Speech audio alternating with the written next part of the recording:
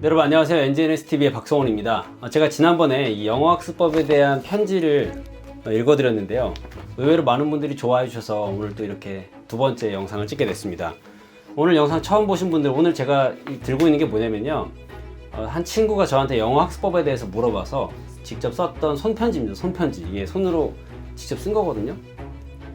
이게 손편지인데, 이 손편지를 제가 대학교 1학년 때 써서 친구한테 보내줬었고, 그 내용을 지금 여러분께 읽어드리는 거예요. 그래서 이걸 막 시리즈로 길게 제작할 건 아니고, 평소에 영어학습법에 대해서 여쭤보시는 분들이 많아서, 그리고 마침 제가 얼마 전에 우연히 찾았기 때문에 읽어드리고 있습니다. 라디오를 듣듯이 편하게 들으시면 좋겠고요. 오늘은 지난번에 이어서 읽기랑 쓰기, 그리고 단어학습법에 대해서 좀 제가 써놨는데 읽어드리겠습니다. 바로 시작할게요.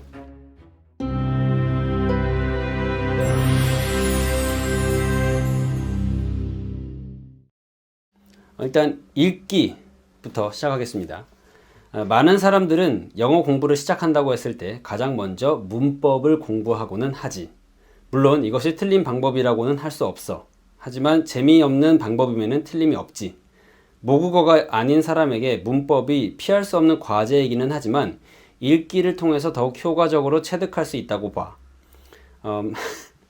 아무리 읽어도 제가 쓴 글이지만 진짜 애 같지가 않고 좀 진짜 어르신이 쓴 애늙은이 같은 저의 면모를 좀 발견하게 되네요.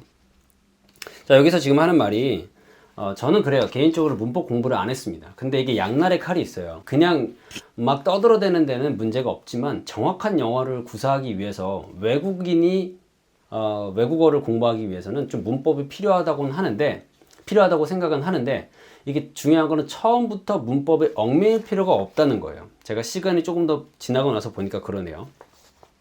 영어 공부를 시작한다고 해서 문법 공부부터 시작을 하게 되면은 반드시 실패할 수밖에 없습니다. 왜냐면 재미가 없거든요. 일단 모든 것은 마음가짐이 중요하고 그 다음에는 거기서 흥미를 느껴야 되는데, 이 문법부터 공부하게 되면 이게 공부가 되기 때문에 되게 힘들어요. 지금 그 얘기를 하고 있는 거예요. 그리고 여기서 보면은 문법이 피할 수 없는 과제이기는 하지만 읽기를 통해서 더욱 효과적으로 체득할 수 있다고 봐 라고 얘기를 했는데, 그 내용이 무엇인지 바로 이어서 보겠습니다. 어디까지 했었죠? 문법이 피할 수 없는 과제이기는 하지만 읽기를 통해서 더욱 효과적으로 체득할 수 있다고 봐. 수도 없이 많은 다양한 글을 읽으면서 자기도 모르게 습관적으로 문법의 옳은 사용을 접하다 보면 자연스럽게 문법에 다가갈 수 있을 거야. 가령 100권의 책을 읽었는데 거기서 I love you 라는 표현을 많이 봤다면 언젠가 누군가가 I you love 라고 말했을 때 뭔가 이상한데 라고 느낄 수 있는 거지. 이런 경지에 이르렀을 때 문법을 공부한다면 주어 동사 목적어의 규칙이 있어서 이렇게 썼구나 라고 훨씬 빠르게 이해할 수 있다는 논리야. 자, 그러니까 아까 읽기로 문법 공부하는 것 같은 효과를 얻을 수 있다라고 했는데, 문법을 책을 보면서 이거는 뭐 주어고 동사고 뭐 그런 내용들을 익히는 게 아니라 일단은 많이 읽어보라는 거죠. 많이 읽다 보면 자기도 모르게 이 문장이 눈에 익숙해지게 되니까 to 다음에는 뭐가 오고 요 문장은 이런 덩어리를 쓰이고 이런 지식을 쌓게 된다는 거예요. 그래서 처음에 문법 공부를 하는 것보다는 그냥 일단 많이 읽는 게 좋다. 많이 읽다 보면 뭔가 이거는 자주 쓰이는 패턴이 보이게 되고, 그래서 자기가 이 얘기를 할 때 계속 내가 이 패턴을 봤는데, 이런 식으로 자기도 모르게 문법에 대한 지식을 익히게 된다는 거죠. 이런 지식을 가진 후에 문법 공부를 하게 되면 그래서 그랬구나 라고 훨씬 더 빠르게 깨닫게 된다는 겁니다. 자, 이런 것들로 미뤄봤을 때 읽기에서 가장 중요한 건 문법의 공부 이전에 많이 다양하게 글을 읽어야 한다는 것인데, 그래서 제 경험을 이제 공유를 하는데요. 그래서 나는 공부할 때 만화책, 잡지, 교과서, 문제집, 신문, 노래가사, 영화, 대사 등의 다양한 자료들을 이용해서 읽기 연습을 했어. 여러 가지 표현도 익히고 재미도 있었지. 포인트는 글을 읽다가 모르는 단어가 나온다고 그때그때 사전을 뒤지다 보면 결국 몇 시간이 지나도 페이지는 몇 장 안 넘어간다는 사실. 저는 굉장히 다양한 교재들을 활용을 했어요. 그냥 어떤 문제집 하나를 계속 보고 어떤 책 하나를 계속 본 게 아니라 진짜 만화책도 보고 영화도 보고 뉴스도 듣고 논문도 보고 되게 다양한 영어를 보면서 어려운 단어, 고급 단어, 쉬운 단어, 슬랭 이런 것들을 많이 확인을 하려고 했습니다. 그만큼 다양한 글을 봐야 제가 조금 더 폭넓은 영어를 사용할 수 있겠다라고 생각을 했기 때문에 그렇게 했고요. 그리고 여기서 보면 포인트는 글을 읽다가 모른다고 바로 단어를 찾으면 안 된다는 겁니다. 왜냐면 이게 어쩔 수 없이 우리가 글을 읽다 보면 당연히 모르는 단어가 진짜 많아요. 근데 그거를 하나하나 다 찾다 보면은 한 장도 못 읽습니다. 그래서 자괴감에 빠질 수가 있어요. 내가 이렇게 모르는 게 많은가? 그렇기 때문에 모른다고 그때그때 바로 찾으면 안 된다고 얘기를 하고 있는데, 그러면은 어떻게 하면 되느냐? 이어서 이야기를 하죠. 몰랐던 단어를 알아볼 수 있게 표시만 해두고 나중에 찾아서 읽어도 충분해. 암호를 해독하는 것 같은 쏠쏠한 재미도 느낄 수 있을 거야. 최대한 많이, 자주, 다양하게 읽다 보면 어느 순간 문법 공부의 효과마저 볼 수 있게 될 거다. 이것저것 골고루 접해보기를 바래. 만약 관심 있는 분야의 잡지나 기사 등을 찾아본다면 더욱 흥미롭게 공부할 수 있겠지? 네, 이렇게 질문형으로 끝맺었는데, 여러분 읽을 때는요 한 가지 주제만 읽는 게 아니라 그냥 다양한 주제를 읽는 겁니다. 그리고 한 가지 스타일의 문체만 보는 게 아니라 잡지도 보고 뉴스도 보고 만화책도 보고 영화도 보고 뭐 애니메이션도 보고 다양하게 보는 거예요. 저는 심지어 유아용 그 애들 책 있잖아요. 뭐 배변 교육하는 거 그런 것도 봤어요. 왜냐면은 미국 사람들은 그런 것들도 공부를 하면서 성장했을 테니까 어린애들이 보는 책도 보고 아무튼 다양하게 봤습니다. 읽기는 정말 다양하게 해봐야 된다는 게 이 내용의 핵심이고, 읽을 때 모르는 단어 그때그때 찾지 않는 거, 그것도 여러분 꼭 기억을 해주세요. 단어 공부하는 법은 제가 또 이따가 계속 얘기를 하겠습니다. 자, 마지막으로는 쓰기인데요. 여러분 제가 이 순서를 보면은 맨 처음 시작이 뭐였죠? 맨 처음 시작이 듣기였습니다. 듣기 다음에 그 다음 말하기, 그 다음 지금 읽기, 마지막으로 쓰기 이야기를 하고 있는데 이 순서가 되게 중요해요. 일단 여러분이 말을 들을 수가 있어야 할 수가 있습니다. 그 다음에 읽을 수가 있어야 쓸 수가 있어요. 들을 수가 없는데 말부터 하려고 하고 읽을 수가 없는데 쓰기부터 하려고 하는 게 영어 공부의 가장 큰 문제점이라고 저는 생각을 합니다. 제가 아이를 키우면서 봐도요, 이 언어 발달의 과정이 정확히 들어맞습니다. 일단은 들어요. 말은 못해도 알아듣기 시작하면 얼마 안 가서 말을 하기 시작합니다. 막 정확한 말을 하지는 못하지만 일단 뭐 말을 하죠. 그 다음에 어떻게 하냐면 책을 같이 읽어요. 읽기를 연습하고 맨 마지막에 받아쓰기 같은 걸 하면서 쓰기 공부를 하죠. 그래서 이 네 번째 단계가 쓰기인데, 자, 마지막은 쓰기야. 어린아이들의 언어학습 과정을 살펴보면 알 수 있듯이 쓰기는 가장 나중에 익히는 최고의 과정이지. 여기에는 듣기, 말하기, 읽기의 모든 능력이 총동원되어야지 되거든. 더욱이 듣거나 말하기는 기록되기보다는 그때그때 기억될 뿐이고, 읽기는 누군가 써놓은 곳을 보기만 하면 되지만 쓰기는 자신의 실력이 여실히 드러나고 남아지게 되기에 더욱 쉽지 않은 파트야. 하지만 이 파트에도 역시 길은 있어. 자, 방금 전에 얘기했던 내용이 그대로 나와 있죠. 언어 발달의 과정 첫 번째는 뭐냐면 바로 듣기, 그 다음 말하기, 그 다음 읽기, 그 다음 쓰기라는 겁니다. 근데 이 쓰기가 진짜 어려워요. 쓰기는 말은 진짜 우리도 한국말도 그래요. 정확한 말을 다 하는 사람, 한국어를 아주 정확하게 구사하는 사람은 별로 없습니다. 당연히 저도 그렇고요. 틀린 말 되게 많고, 그런데 이 쓰기는 이 틀리는 게 그대로 남기 때문에 굉장히 좀 부담스러워서 쓰는 거는 참 어렵습니다. 연습을 진짜 많이 해야 돼요. 하지만 이 파트에도 역시 길은 있어. 말하기가 좋은 듣기로부터 비롯됐다 한다면 쓰기는 좋은 읽기에서 많은 영향을 받게 되는 이 유기적인 관계를 맺고 있기 때문이지. 많이 읽으면서 획득한 좋은 표현들을 단어나 구조만 조금씩 바꿈으로써 훌륭한 너만의 문장을 만들 수 있으니까. 더 나아가서 그런 것들을 기초로 해서 새로운 것을 만들어낼 수 있으니까. 많이 읽고 보는 것은 장을 보는 것과 같아서 쓰기라는 요리를 할 때 꺼내 쓰는 재료가 되거든. 그러니까 쓰기를 잘하기 위해서는 많이 읽어야 돼. 근데 사실 이 얘기는 그래요. 한국어도 똑같아요. 글을 잘 쓰기 위해서는 많이 써보는 것도 중요한데 그만큼 많이 읽는 거를 정말 많이 읽어야 됩니다.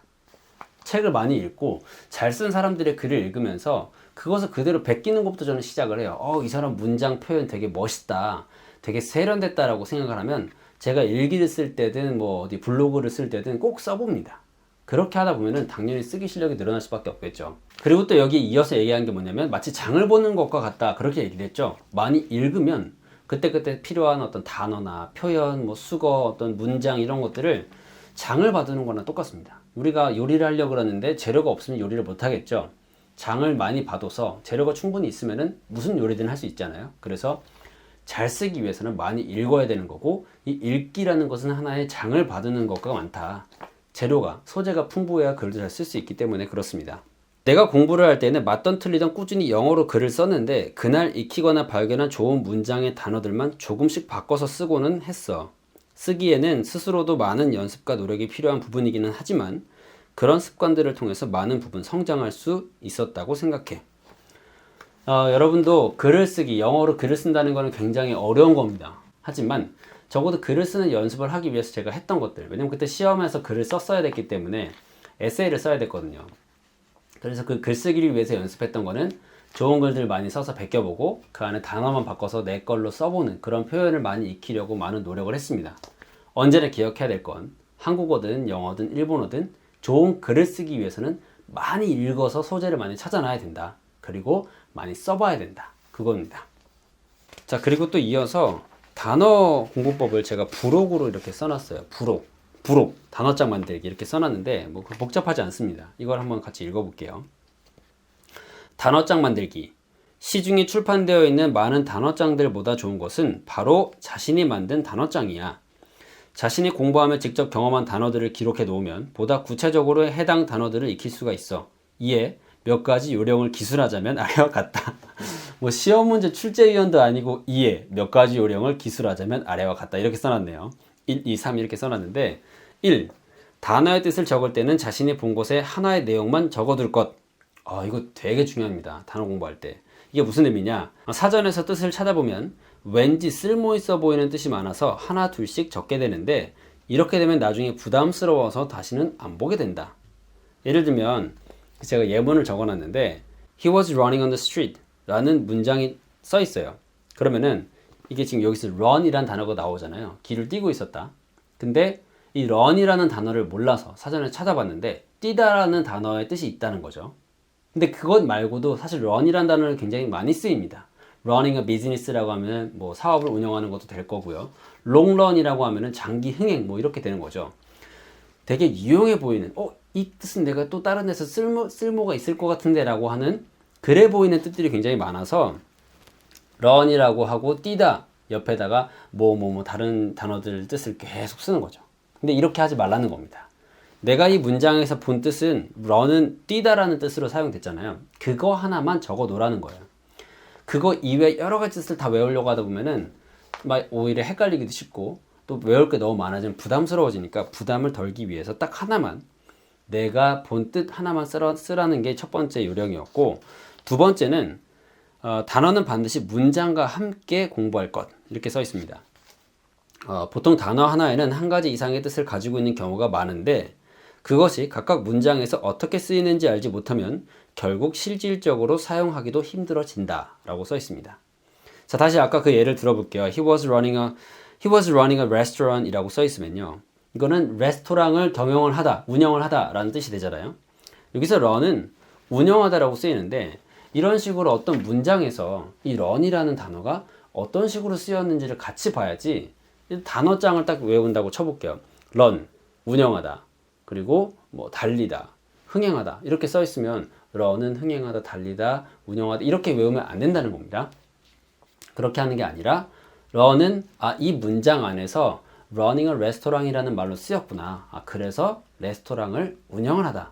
그래서 이 run은 운영하다. 이런 식으로 문장과 함께 외워야지 나중에 뭐 running a business가 될 수도 있고 running 유튜브 채널이 될 수도 있고 뭐가 될 수 있다는 게 단어만 바꾸면 되는 거잖아요. 그래서 꼭 문장이랑 같이 단어를 외워야 된다. 그게 두 번째 내용이었고 마지막 세 번째는 단어의 앞뒤에 오는 요소들도 함께 적어둘 것. 그러니까 이른바 수거로 사용되는 것들을 얘기하는데 각 단어들이 그 개체 하나로서만 사용된 것이 아니라 앞뒤에 붙어있는 것들이 있다면 꼭 같이 기억해 두는 게 좋다. 이렇게 써 있습니다. 단어의 앞뒤에 오는 것들로 인해서 전혀 쓰임새가 뉘앙스가 달라지는 경우가 있기 때문에 간과해서는 안 될 부분이다. 어떤 조건과 상황에서 쓰였는지 잘 살펴보고 기억해 둘 것. look이라는 단어를 한번 예로 들어볼게요. look up, look forward, look into. 그 뒤에 어떤 것들이 붙느냐에 따라서 뭐 존경한다는 뜻이 될 수도 있고 아니면 뭘 찾아본다는 뜻이 될 수도 있고 기대한다는 뜻도 될 수 있고 굉장히 많이 달라집니다. 그래서 어떤 단어를 외울 때는 혹시 이 단어랑 세트로 가는 덩어리로 같이 가는 구성물들은 없는지 구성 요소는 없는지 그런 것들을 함께 외워두는 게 단어 공부할 때 좋다. 이런 내용이었는데요. 이런 세 가지 내용을 기억하시면 단어 공부할 때도 훨씬 더 많이 도움이 될 겁니다. 아무쪼록 오늘의 내용이 여러분께 도움이 되기를 바라고, 여러분 외국어 학습 앞으로 살아가면서 진짜 필요한 능력 중에 하나입니다. 꼭 여러분이 원하시는 성과를 이루시기 바랍니다. 저는 또 다음 영상에서 여러분의 삶의 가치를 더하는 콘텐츠로 찾아오겠습니다. 고맙습니다.